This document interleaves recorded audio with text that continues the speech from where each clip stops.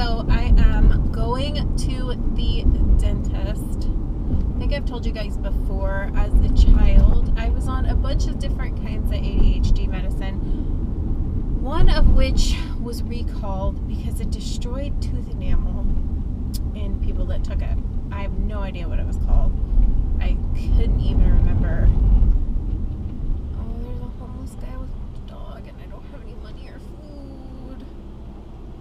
Okay, I turned the camera off because I feel like it's really disrespectful to keep filming while I'm talking to a homeless person. I don't know. So, I don't talk about this a lot because I just feel like you can do good deeds and you don't need to talk about it, or you don't need to, like, if you're a vlogger, you don't need to film it and be like, look at me, look what I'm doing.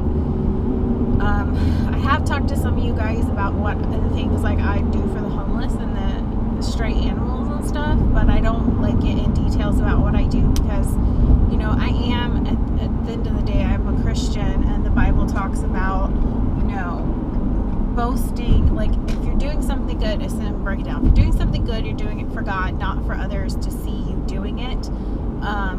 So it's a big thing we talk about during Lent.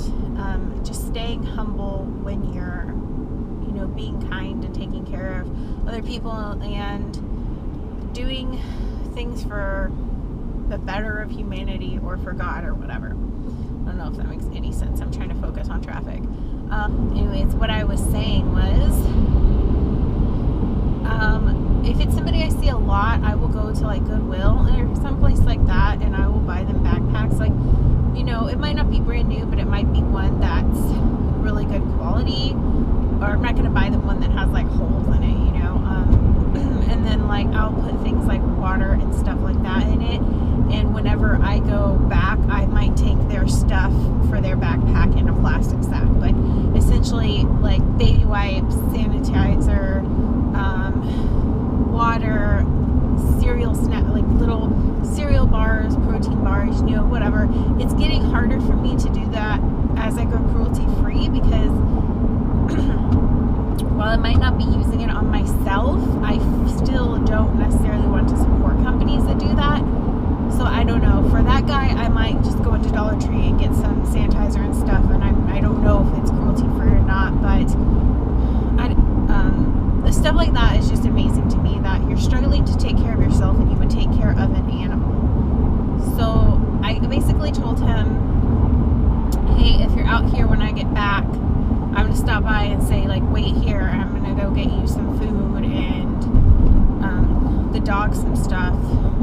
So, you know, if you see that situation, I've heard a lot of people because I'm on a lot of lost and found dog pages because I stop and I try to catch every stray I see and hopefully reunite them or find them a rescue.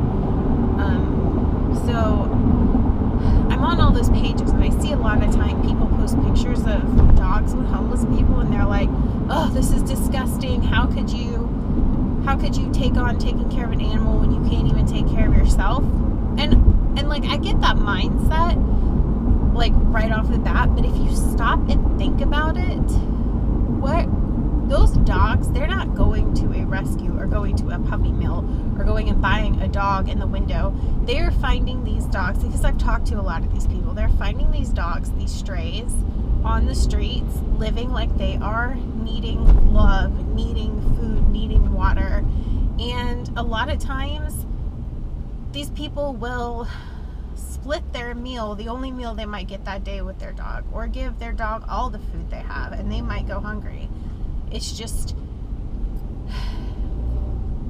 people look at it really negatively, but really what it is they're taking care of a dog that would be helpless on the streets without them, if that makes any sense.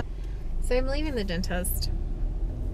While I'm in my dad's area, this is in my dad's area, I am going to go, excuse me, the Dollar Tree over here. At the Dollar Tree I went to growing up, the Dollar Tree I bought all my college stuff at.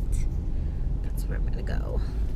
Gave food I got for the guy's dog. I wasn't able to get like a bunch of stuff for him, but I told him like I'll be right back in a few minutes. I'm gonna go get you food. He had like a friend with him, so.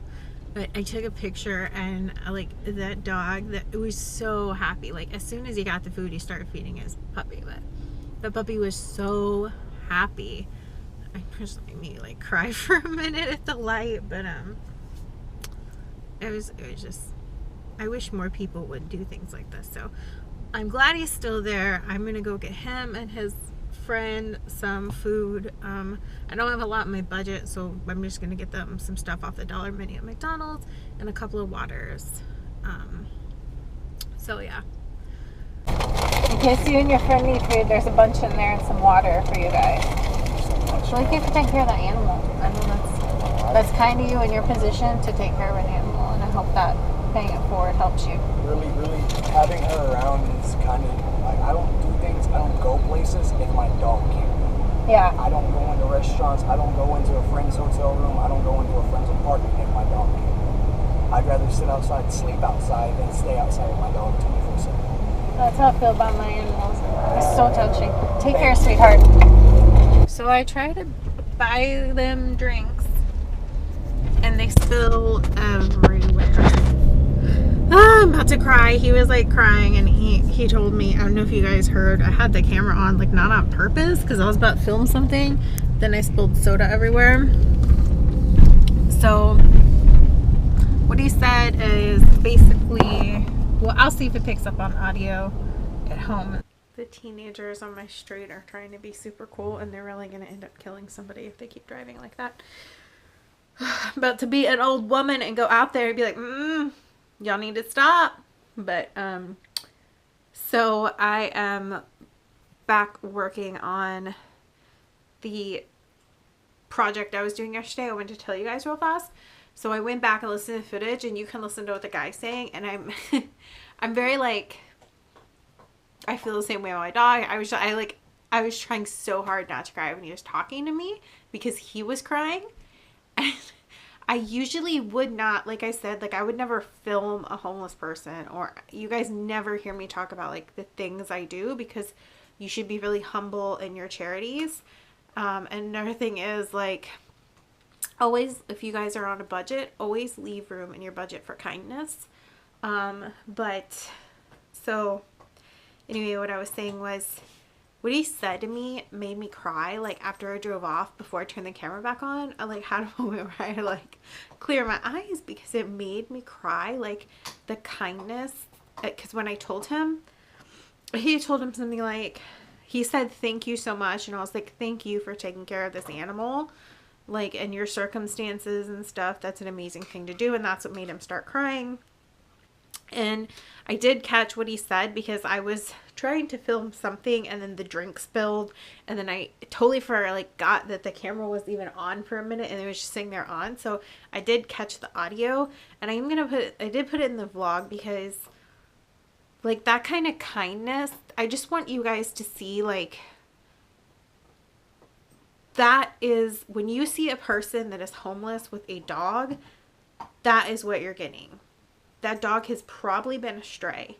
He took that dog in. That dog comes before him. I don't know if you heard him, but he said he would rather sleep outside if he got a hotel room or somebody offered him a couch with his dog than without him. And that just, oh my gosh, the kindness, like what a beautiful person. So I hope that it just inspired you guys to kind of like do something kind, or maybe if you had previously judged people that were homeless with animals, you'll look at it differently for what it is now. That's all I can hope will come from this. Somebody asked me to do a video about, they emailed me about things things they can do to help like homeless people, or like ideas like that, or what exactly it is that I'll do.